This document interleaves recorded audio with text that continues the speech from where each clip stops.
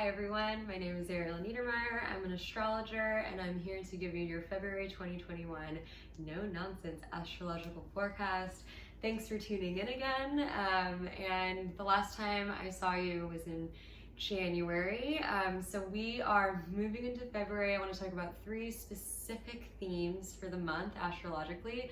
We have first an Aquarius stellium for most of the month. So a stellium is just another term for having a bunch of planets in one sign. So we will have 6 planets all in the sign of Aquarius at points in the month. So we'll talk about that.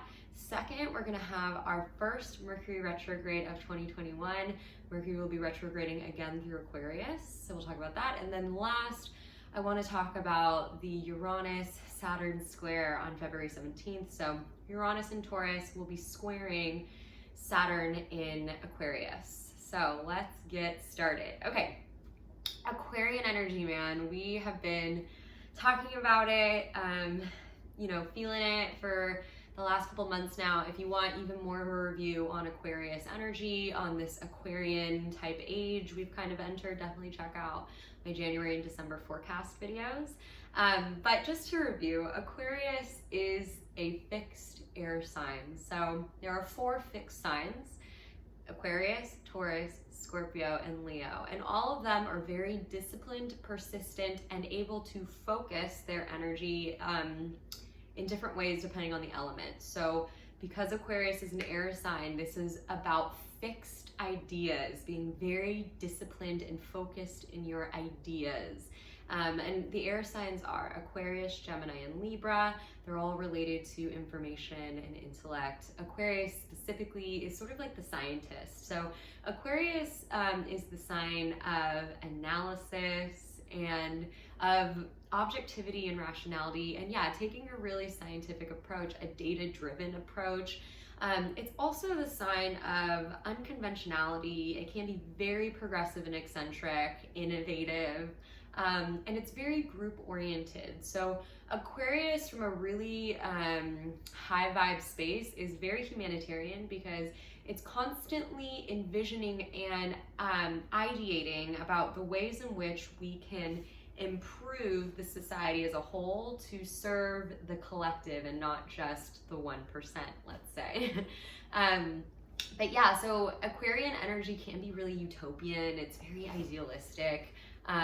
But on a low vibe, if that's taken to an extreme, it's also the type of sign that could restrict personal and individual freedoms in the name of the group, and can be kind of lacking in compassion to the individual on a more personal level.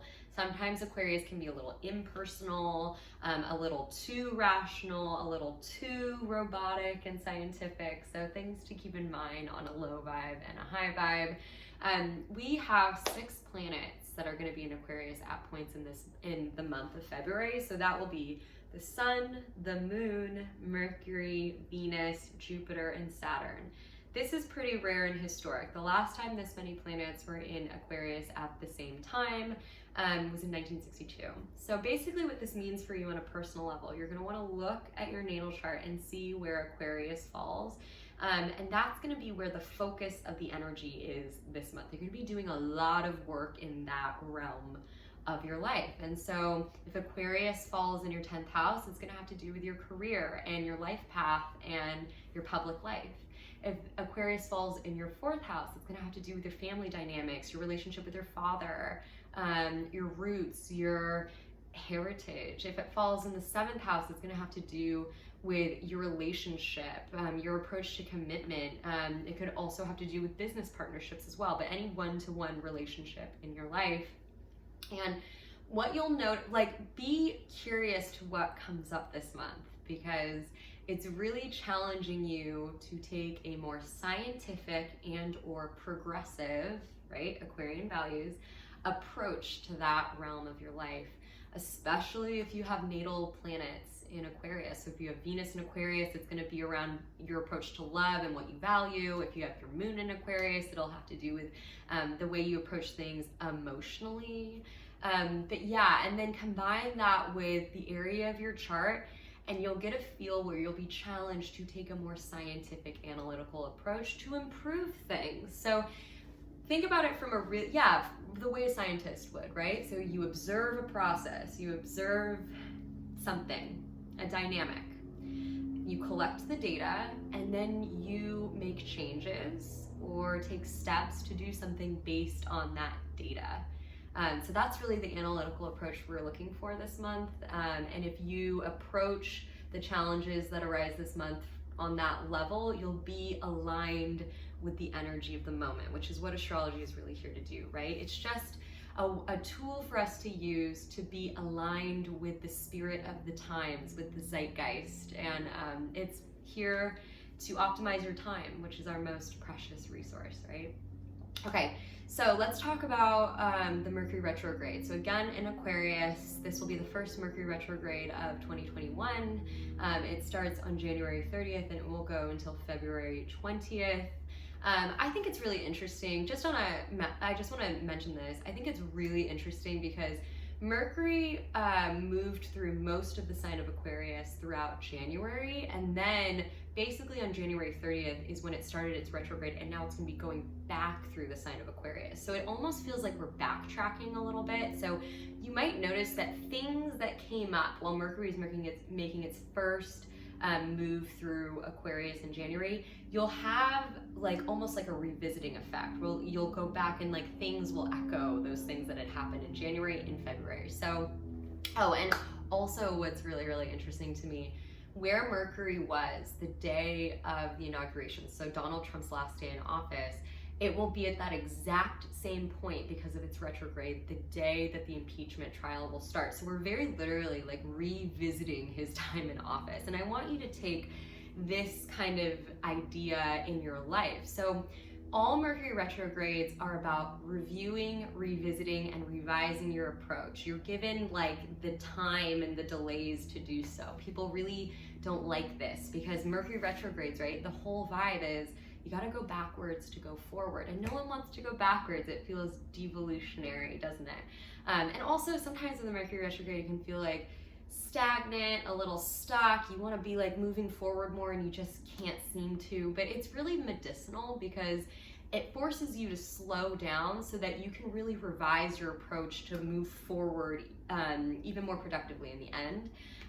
But yeah, the same rules apply always when the Mercury retrograde. It is the planet of communication, day-to-day technology, and short distance travel. So back up your computer, make sure your AAA card is on hand in the case you get a flat tire. Double check emails because miscommunications and misinterpretations can happen in a Mercury retrograde. And again, the realm of life that Aquarius rules, it's going to be the area where you're going to be challenged to go backwards in order to go forward. So let's say Aquarius rules your 6th house, which is the house of work, life, and routine.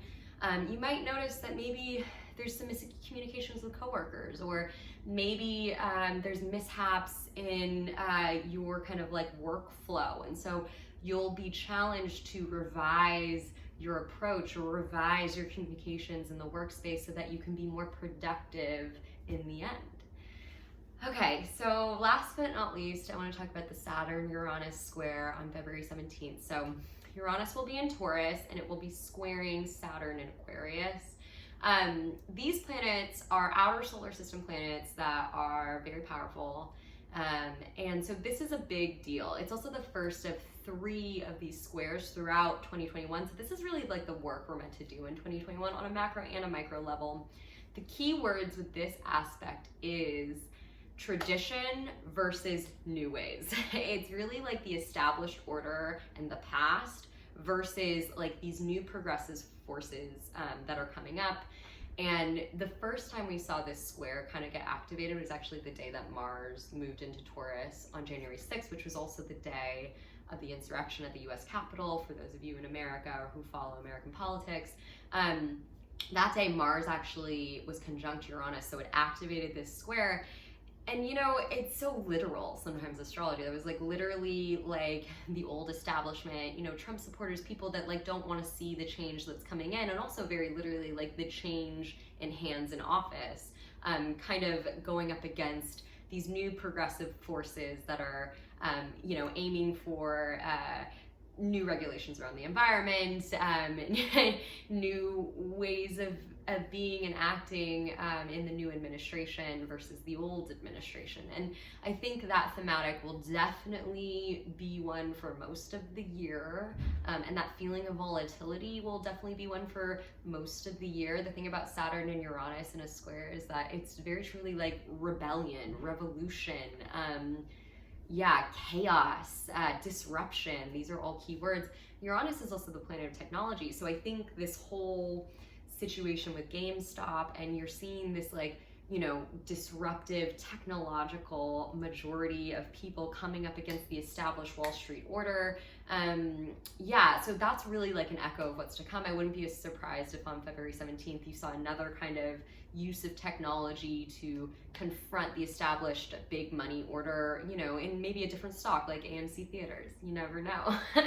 But something to keep in mind. On a micro level, you know what, I was thinking about it, like on a micro level, I think the call here, yes, look at where Taurus falls in your chart and where Aquarius falls in your chart. And those are going to be the two relatives of life that are kind of like confronting you to think about, where do I need to revolutionize my approach? But the other thing to keep in mind is like to ask yourself, how do I exist in this period of chaos and volatility? Because truly, like, this should be assumed to be the status quo going forward, is this kind of feeling of disruption and volatility. We have entered an age of air. It's always a volatile time of human existence. So finding ways to ground and create a safe space within this questioning and kind of like more disruptive space, I think is going to be really important and something to start taking steps towards now. And I think it's possible to do. I think it's necessary to do, and I know you can do it. So so that's February astrology, and if you found this video helpful, please like and share it.